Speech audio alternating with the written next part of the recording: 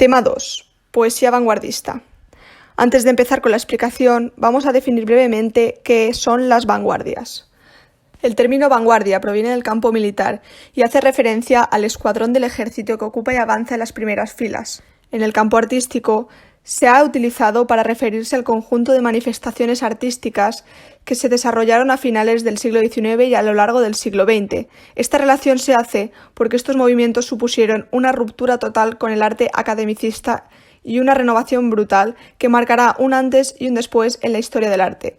Algunas tuvieron una vida efímera, otras aún perduran al día de hoy, y no todas se desarrollaron en todas las disciplinas artísticas. Dicho de otra forma, los ismos fueron las vanguardias metafóricas del arte. Ahora sí, procedamos a la explicación. Primer punto, las vanguardias europeas. Esta corriente estética se manifestó en Europa a través de diversos submovimientos como fueron el futurismo, el cubismo, el dadaísmo o el surrealismo, que fueron los más importantes. El futurismo fue el primer movimiento vanguardista, iniciado en 1909 con el Manifiesto futurista del italiano Marinetti. Se trata de un arte antirromántico que cultiva una temática relacionada con el mundo de la maquinaria y la tecnología. En el ámbito literario se manifiesta a través de la búsqueda del dinamismo para crear velocidad y la ruptura de la sintaxis. Sin embargo, no tuvo mucha trayectoria literaria, siendo su máximo representante el ruso Mayakovsky. El cubismo surgió como un arte pictórico, pero gracias a Apollinaire se adaptó a la literatura años más tarde.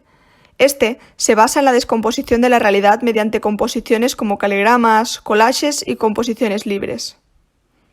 El dadaísmo. El dadaísmo es el movimiento más rompedor de todos. Se caracteriza por su rebeldía contra las convenciones estéticas y sociales y es por eso que se le considera un movimiento antiarte.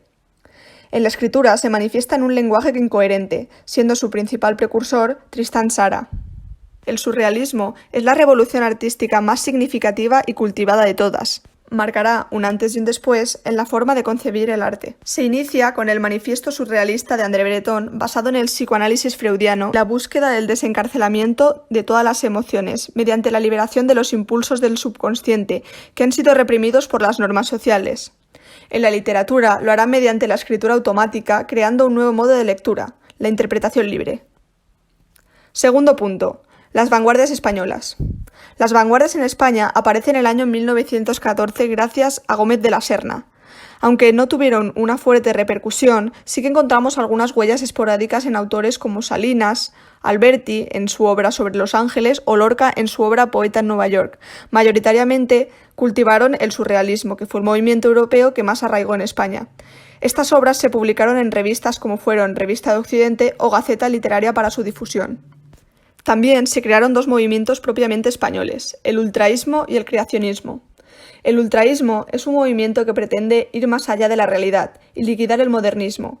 Se inició el año 1918 con el Manifiesto ultraísta redactado por varios autores y se caracteriza por el uso de caligramas y el predominio de la metáfora y la imagen. Fue cultivado sobre todo por Gerardo Diego y Jorge Luis Borges, en forma de poemas o artículos sueltos en revistas exclusivas de dicho movimiento como son Ultra o Cervantes. Y luego el creacionismo. El creacionismo, en cambio, es un movimiento abstracto que pretende crear una nueva realidad combinando palabras al azar, así como darle una libre interpretación de dicha realidad. Se inició con el manifiesto creacionista de Huidobro el año 1918 y, al igual que el ultraísmo, también usa imágenes y metáforas. Apartado tercero. Ramón Gómez de la Serna.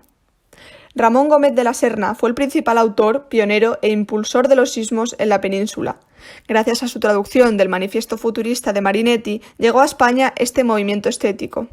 Él cultivó lo extravagante, lo grotesco y lo provocador en sus obras, de las cuales destacan Ismos, El torero Caracho y las biografías de Quevedo y Valle Inclán. Asimismo, creó un género nuevo, las greguerías, que son apuntes breves que enuncian una metáfora insólita que mezcla el humor y la metáfora. Para que se entienda el concepto, os he buscado dos ejemplos del mismísimo Gómez de la Serna. El primero sería: en la vida hay que ser un poco tonto, porque si no, lo son solo los demás y no te dejan nada. Y el segundo sería: cuando se vierte un vaso de agua en la mesa, se apaga la cólera de la conversación.